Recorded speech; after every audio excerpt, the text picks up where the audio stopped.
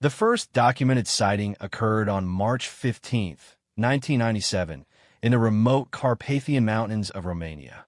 Dr. Elena Vasquez, a cultural anthropologist from the University of Barcelona, was conducting fieldwork on isolated mountain communities when her guide, a weathered local named Gheorghe, suddenly stopped their ascent and pointed toward a rocky outcropping approximately 200 meters above their position. "Canio amini," he whispered, using the Romanian term that roughly translates to dog people. His voice carried a tremor that Dr. Vasquez would later describe as primal fear. Through her binoculars, she observed what appeared to be humanoid figures moving with an unnatural gait across the mountainside. The beings possessed distinctly canine heads atop human-like bodies, their movements suggesting intelligence far beyond that of ordinary animals. Dr. Vasquez managed to capture 17 seconds of footage before the creatures vanished into a cave system that locals claimed had been sealed for centuries. Her initial report to the International Journal of Anthropological Studies was met with skepticism, dismissed as a hoax or misidentification. However, the footage underwent extensive analysis at 3 independent laboratories, all concluding that the video showed no signs of digital manipulation. The scientific community's dismissive attitude began to shift when similar reports emerged from disparate locations across the globe. A mining expedition in the Ural Mountains reported encounters with wolfmen that walked upright and demonstrated problem-solving capabilities.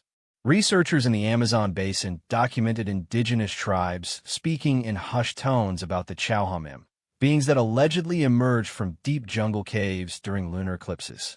Dr. Marcus Kellerman, a bioethicist from Johns Hopkins University, was among the first to propose a disturbing hypothesis.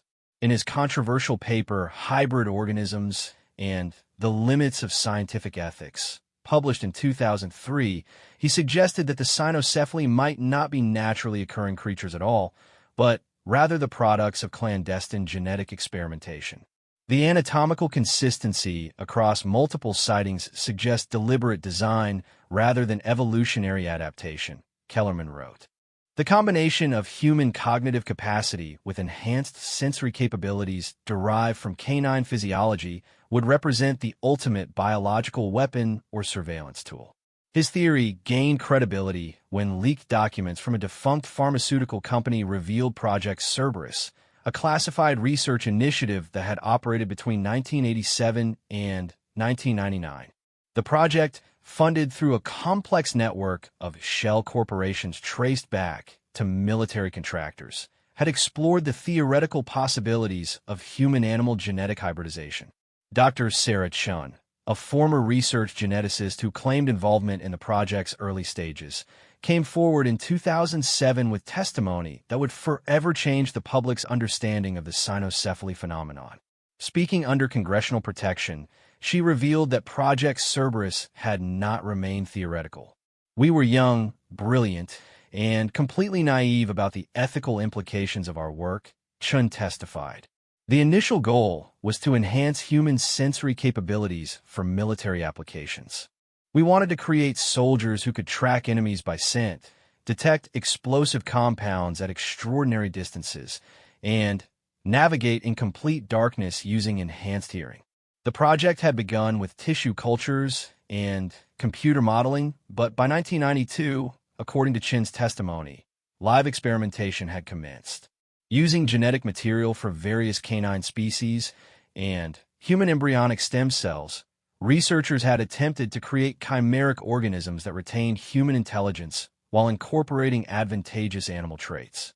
"The early failures were horrific," Chun continued, her voice barely audible in the congressional hearing room. "Malformed creatures that lived for minutes or hours before dying in agony.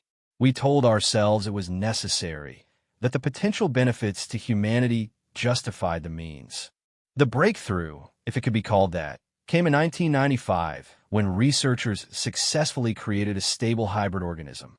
The creature possessed a fully canine head with enhanced brain capacity, mounted on a humanoid body with opposable thumbs and bipedal locomotion. Unlike previous attempts, this being survived past infancy and demonstrated remarkable intelligence. Subject 47, as it was designated, could solve complex puzzles, demonstrated emotional responses, and appeared to understand human speech, Chen revealed. But there was something fundamentally wrong with its psychological makeup. It exhibited behaviors that were neither fully human nor animal, but something far more disturbing. Security footage from the facility, later leaked to the press, showed Subject 47 and others like it displaying signs of profound psychological distress. The creatures would howl for hours, a sound that researchers described as hauntingly human yet unmistakably animal. They refused to interact with their creators, instead forming pack-like social structures among themselves. Dr. James Morrison, the project's lead psychiatrist, noted in his journal entries that the hybrids seemed to possess an awareness of their unnatural state. They understand what they are, he wrote, and they despise us for creating them. The project's termination came suddenly, in 1999, following what official reports described as a containment failure. According to classified documents later obtained through Freedom of Information Act requests, 12 hybrid subjects escaped from the facility during a power outage caused by a severe thunderstorm. Despite extensive search efforts involving military personnel and tracking dogs, none of the escaped creatures were recaptured. The facility was subsequently destroyed in what was officially reported as a natural gas explosion, though seismic data suggested the use of controlled demolitions. All research materials were allegedly incinerated, and the surviving research staff were reassigned to unrelated projects after signing comprehensive non-disclosure agreements. However, the story did not end with the project's official closure. Reports of Cynocephali sightings increased dramatically in the years following the alleged escape, with encounters documented across multiple continents. Unlike the scattered historical accounts of dog-headed people from medieval texts and ancient mythologies, these modern sightings shared consistent anatomical details that aligned perfectly with the leaked project documentation.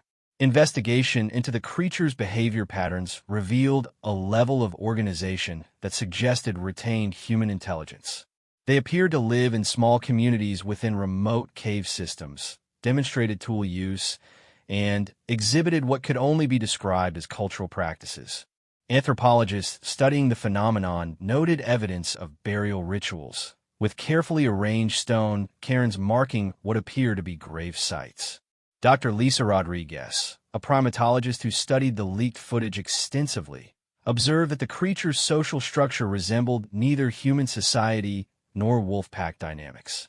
They've created something entirely new, she noted. A social organization that incorporates elements from both species, but transcends the limitations of either. The psychological impact on human communities living near Cynocephali populations has been profound. Remote villages and regions where sightings are common report increased rates of anxiety, depression, and what locals describe as an overwhelming sense of existential unease. Children in these communities often develop night terrors, describing dreams of beings that are neither human nor animal watching them from the shadows. Father Miguel Santos, a Catholic priest serving mountain communities in Peru, documented the spiritual crisis that Cynocephali encounters have created among his parishioners. They asked me how God could allow such abominations to exist, he wrote in his parish journal. These creatures challenge our fundamental understanding of creation, of what it means to be human. Some see them as demons, others as evidence that we have overstepped divine boundaries. The theological implications have sparked heated debates within religious communities worldwide. Some scholars argue that the Cynocephali represent a new form of life that must be accorded dignity and protection, while others view them as blasphemous violations of natural order that threaten the concept of human uniqueness. Scientific efforts to establish peaceful contact with Cynocephali populations have met with mixed results. Dr. Amanda Foster, an ethologist specializing in interspecies communication, attempted to establish a research station near a known Cynocephali territory in the Appalachian Mountains in 2015. Her team's presence was initially tolerated, with the creatures observing from a distance but making no aggressive moves. The breakthrough came when Foster's research partner, Dr. Kevin Chong, suffered a severe allergic reaction to a bee sting while conducting fieldwork. As Chong collapsed into anaphylactic shock, with the nearest hospital hours away, 3 Cynocephali emerged from the forest and approached the research camp. Foster's field notes described the encounter in detail. The largest of the 3, which we had previously designated Alpha 1, moved directly to Kevin's prone form. Using what appeared to be a combination of instinctive canine behavior and learned human knowledge, it began examining Kevin's symptoms. The creature's enhanced olfactory capabilities seemed to provide diagnostic information that it then communicated to its companions through a complex series of vocalizations that incorporated both human speech patterns and canine communication methods. The Cynocephali located and administered Foster's emergency epinephrine injector with a precision that suggested familiarity with human medical equipment. They remained with the research team until a medical helicopter arrived, then vanished back into the forest without acknowledging Foster's attempts at communication or expressions of gratitude. That encounter changed everything, Foster later wrote. These beings possess not only intelligence, but compassion. They saved Kevin's life despite having every reason to view humanity as their enemy. Subsequent research has revealed that Cynocephali possess cognitive abilities that in some areas exceed normal human capacity. Their enhanced sensory perception allows them to detect diseases through scent analysis with accuracy rates comparable to trained medical detection dogs. They demonstrate superior pattern recognition skills and appear capable of processing multiple sensory inputs simultaneously in ways that human brains cannot achieve. However, these advantages come with psychological costs that researchers are only beginning to understand. Dr. Patricia Hernandez, a neuroscientist studying brain scans obtained from a deceased Cynocephaly specimen discovered in 2018, found evidence of significant neurological stress. The creature's brain tissue showed patterns consistent with chronic anxiety and depression, suggesting that the hybrid consciousness experiences constant psychological conflict. The neural pathways show evidence of competing cognitive processes, Hernandez explained. The human components of their consciousness appear to be in constant conflict with the animal instincts. They experience reality through sensory modalities that human language cannot adequately describe, yet they retain enough human consciousness to be aware of their isolation from both species. This psychological torment has manifested in disturbing ways within Cynocephaly communities. Researchers have documented evidence of what appears to be ritual self-harm, with individuals deliberately inflicting injuries upon themselves. Some experts interpret this behavior as a primitive form of psychological expression, a way for the creatures to externalize their internal suffering. More troubling are reports of Cynocephaly approaching human settlements not for food or shelter, but seemingly to observe human families from a distance. Security footage from rural homes has captured images of the creatures watching children play, following family routines, and exhibiting what can only be described as longing behavior. Dr. Morrison, the former project psychiatrist who maintained secret contact with research colleagues despite his non-disclosure agreement, provided insight into this behavior in a posthumously published memoir. They remember being human, he wrote. Not personally, but genetically. Their consciousness carries echoes of human social needs, family bonds, and community structures that they can never truly experience. The economic implications of the Cynocephaly phenomenon have created new industries while destroying others. Tourism to regions with reported sightings has increased dramatically, with cryptid hunting expeditions generating millions in revenue for local economies.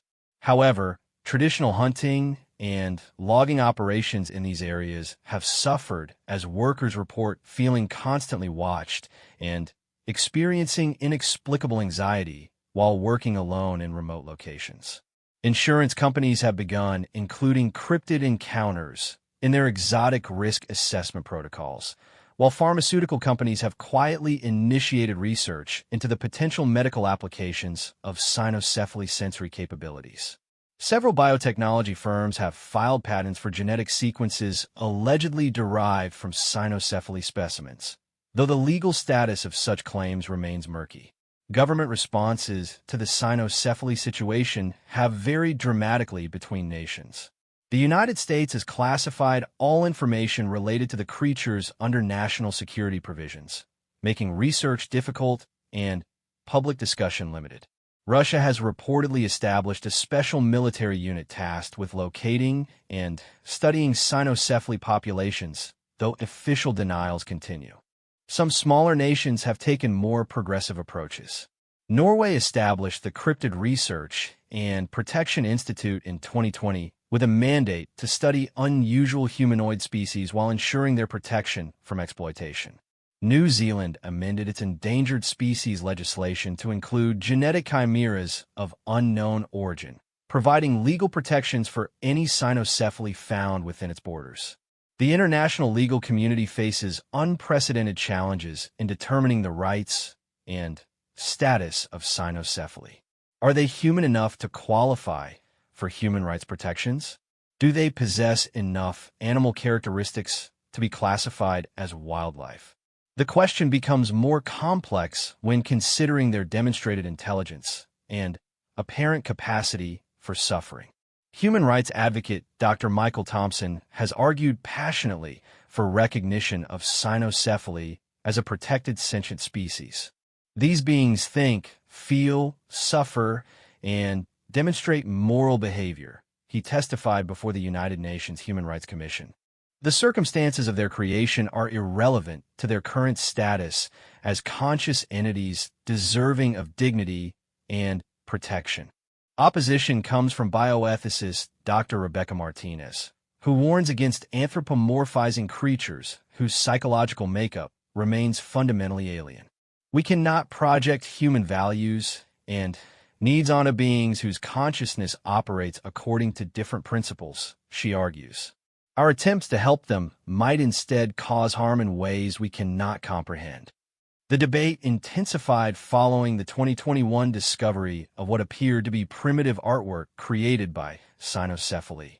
Cave paintings found in Montana depicted recognizable human figures alongside what were clearly self-portraits of the artists. The images showed humans and Cynocephaly together in what appeared to be peaceful interaction, suggesting either memories of the original research facility or aspirational thinking about future coexistence. Dr. Angela Kim, an art therapist who analyzed the cave paintings, noted their emotional impact. There's a profound sadness in these images, she observed. The Cynocephaly always paint themselves at a distance from the humans, never touching, never truly together. It suggests an awareness of their permanent isolation. Recent developments have raised new concerns about the long-term implications of the Cynocephaly presence. In 2023, researchers documented the first confirmed birth of a second-generation Cynocephaly in the wild. The offspring displayed characteristics that differed from its parents, suggesting that the genetic modifications introduced through Project Cerberus continue to evolve. Dr. Foster, now leading the International Cynocephaly Research Consortium, expressed both fascination and concern about these developments. We're witnessing the emergence of a new species in real time, she noted. But we have no way of predicting how their genetics will stabilize or what characteristics future generations might develop. The discovery of juvenile Cynocephaly has also raised questions about their reproductive biology and social structure. Adult pairs appear to mate for life and invest heavily in offspring care, but the young mature rapidly and often disperse to establish new territories while still quite small by human standards. Environmental scientists have begun studying the ecological impact of Cynocephaly populations. Their enhanced hunting abilities and omnivorous diet place them at the top of local food chains, potentially disrupting ecosystems that evolved without such efficient predators. However, their intelligence also makes them careful conservators of their environment, with evidence suggesting they practice sustainable hunting and even primitive agriculture. The psychological toll on human researchers studying cynocephaly continues to mount. The consortium maintains a mandatory rotation policy after Dr. Foster's team documented significant increases in depression and anxiety among long-term researchers. Many report persistent dreams about the creatures and describe feeling haunted by the knowledge that humanity created beings doomed to exist between two worlds. They look at us with such intelligence, such awareness, wrote Dr. Chong in his final field report before requesting reassignment. They know what we did to them, but they don't hate us. That somehow makes it worse. Some researchers have reported developing what psychologists term creator's guilt, a form of post-traumatic stress specific to individuals who study the products of unethical human experimentation. Support groups for affected scientists have formed in major research centers, though participants often struggle to discuss their experiences due to ongoing security classifications. The cynocephali themselves appear to be aware of the distress their existence causes among humans. Several research teams have reported incidents where the creatures seemed to deliberately avoid contact during periods when team members were experiencing high stress levels.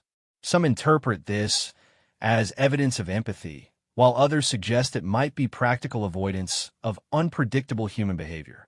Religious communities continue to grapple with the theological implications of cynocephaly existence. The Vatican issued a carefully worded statement in 2022 acknowledging that all conscious beings deserve compassion and protection, while stopping short of declaring the creatures to possess souls in the traditional Catholic understanding. Protestant denominations have been more divided, with some viewing the cynocephaly as evidence of divine punishment for human hubris, while others see them as a test of humanity's capacity for mercy and acceptance. Buddhist and Hindu communities have generally been more accepting, with many leaders suggesting that consciousness itself, regardless of its physical form, deserves reverence. Indigenous communities in regions where cynocephaly have been cited often display markedly different attitudes from their urban counterparts. Many Native American tribes have incorporated the creatures into existing spiritual frameworks, viewing them as wounded spirits seeking healing rather than abominations to be feared. Joseph Crow Feather, a Lakota medicine man who claims to have communicated with cynocephaly through vision quests, describes them as children lost between worlds, crying for a home that doesn't exist. His tribal council has officially declared cynocephaly to be under tribal protection on reservation lands, threatening legal action against anyone who attempts to harm or capture the creatures. The economic exploitation of cynocephaly has become a growing concern for ethical researchers. Black market trade in supposed cynocephaly DNA samples and artifacts has emerged, with prices reaching hundreds of thousands of dollars despite the questionable authenticity of most specimens. Several documented cases of fraud involve merchants selling dog DNA and fabricated hybrid tissue samples to wealthy collectors. More disturbing are reports of capture attempts by private military contractors hired by unknown clients. Dr. Foster's consortium has documented at least 12 incidents where professional hunters have attempted to tranquilize and capture cynocephaly specimens. In most cases, the attempts failed due to the creature's intelligence and superior sensory capabilities, but the increasing frequency suggests organized efforts to acquire live specimens. Intelligence agencies worldwide have reportedly taken interest in the potential applications of cynocephaly abilities. Their enhanced senses and human-level problem-solving capabilities would make them ideal for surveillance and infiltration operations. However, their apparent psychological instability and unpredictable behavior patterns make them unsuitable for traditional military applications. The development of synthetic alternatives has become a major focus of biotechnology research. Companies are investing billions in attempts to recreate cynocephaly sensory capabilities through technological means rather than biological modification. Brain-computer interfaces that could enhance human senses without creating hybrid organisms represent a safer approach to achieving similar capabilities. However, these technological solutions remain decades away from practical implementation, while the cynocephaly continue to reproduce and establish new populations. Current estimates suggest between 300 and 500 individuals exist worldwide, organized into approximately 30 distinct communities. Their secretive nature and preference for remote locations make accurate counts impossible. Climate change has begun affecting cynocephaly populations as their preferred cave habitats become less stable. Rising temperatures and changing precipitation patterns have forced several communities to relocate, bringing them into closer contact with human populations. This has led to increased sightings and a corresponding rise in public awareness of their existence. The mental health crisis among cynocephaly appears to be worsening with each generation. Researchers have documented increasing rates of what can only be described as depression and anxiety among the creatures. Some individuals have been observed engaging in behaviors consistent with self-harm, while others have simply stopped eating and died despite the availability of food. Dr. Hernandez, the neuroscientist studying cynocephaly brain tissue, has proposed that their psychological suffering may be an inevitable consequence of their hybrid nature. Their brains are literally fighting themselves, she explained. The neural pathways for human consciousness and canine instincts were never meant to coexist. The result is a form of biological cognitive dissonance that may be impossible to resolve. This suffering has prompted some ethicists to argue for what they term compassionate extinction, the development of humane methods to prevent further cynocephaly reproduction while ensuring the comfort of existing individuals. Opponents of this approach argue that such decisions should not be made without the consent of the creatures themselves. But establishing meaningful communication remains an elusive goal. Attempts at linguistic communication have yielded limited results. While cynocephaly clearly understand human speech, their ability to produce it is severely limited by their canine vocal anatomy. They can manage simple words and short phrases, but complex communication requires alternative methods. Some researchers have reported success using sign language and pictographic communication systems. Dr. Martinez, despite her earlier opposition to anthropomorphizing the creatures, has spent 3 years developing a visual communication protocol that incorporates both human sign language and observes cynocephaly body language patterns. They're desperately trying to communicate with us, she reported after her first successful extended conversation with a young adult male. But the content of their communications is troubling. He repeatedly expressed concepts that translate roughly to wrong, broken, and should not exist. The philosophical implications of these communications have shaken the research community. If cynocephaly are indeed aware of their unnatural state and suffer because of it, what moral obligations does humanity bear toward them? Are they victims deserving of care and protection, or are their very existence a form of ongoing torture that should be ended? These questions have become more urgent as evidence mounts that the original project Cerberus may not have been the only such research program.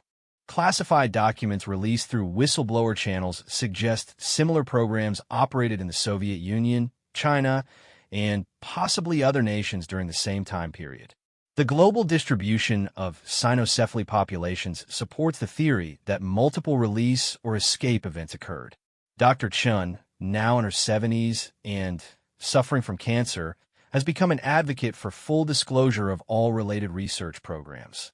"We created these beings," she stated in a recent interview. "We owe it to them and to humanity to reveal everything we know about their origins and capabilities. Only with complete transparency can we hope to address their needs and prevent future atrocities." Government resistance to such disclosure remains strong, with national security concerns cited as justification for maintaining classification. However, international pressure for transparency has increased, particularly from nations that lack their own cynocephaly populations but fear potential security implications. The European Union has proposed the creation of an international hybrid species monitoring agency, with authority to investigate and regulate genetic modification research worldwide. The proposal faces strong opposition from major powers, but has gained support from smaller nations concerned about the potential for additional unauthorized experiments. Recent technological advances have opened new possibilities for studying cynocephaly without capturing or directly interfering with them. Long-range biomonitoring equipment can assess their health and stress levels from considerable distances, while satellite imagery and drone surveillance allow researchers to track their movements and social behaviors. These observations have revealed previously unknown aspects of Cynocephaly society. They appear to have developed primitive but effective medical practices, using combinations of plant materials to treat injuries and illnesses. They construct shelter with sophisticated engineering that maximizes warmth and protection while minimizing environmental impact. Perhaps most significantly, they have been observed caring for disabled members of their communities with dedication that equals or exceeds human standards. Elderly or injured individuals are provided with food and protection by the entire group, suggesting a moral framework that values individual life regardless of productivity or capability. They're better than we are in some ways, observed Dr. Foster during a recent conference presentation.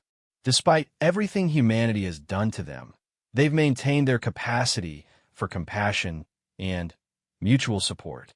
They embody the best aspects of both human and canine nature. However, this same moral superiority makes their suffering more poignant. Video footage of cynocephaly mourning rituals shows behaviors that are heartbreakingly human in their expression of grief. They gather around deceased members, make vocalizations that sound remarkably like weeping, and carefully arrange the bodies before covering them with stones and vegetation. The question of whether humanity can or should attempt to alleviate cynocephaly suffering remains hotly debated. Some propose integration programs that would allow willing individuals to live in protected human communities, while others argue that their fundamental nature makes peaceful coexistence impossible. Preliminary attempts at integration have met with mixed results. A research facility in Canada established a voluntary interaction program where cynocephaly could choose to approach and engage with human researchers. While several individuals participated, their stress levels remained elevated throughout their contact with humans, suggesting that proximity to their creators causes inherent psychological distress. The children in nearby human communities who have grown up aware of cynocephaly presence show markedly different attitudes from adults. Many express curiosity rather than fear, and some have reported dreams or imagined conversations with the creatures.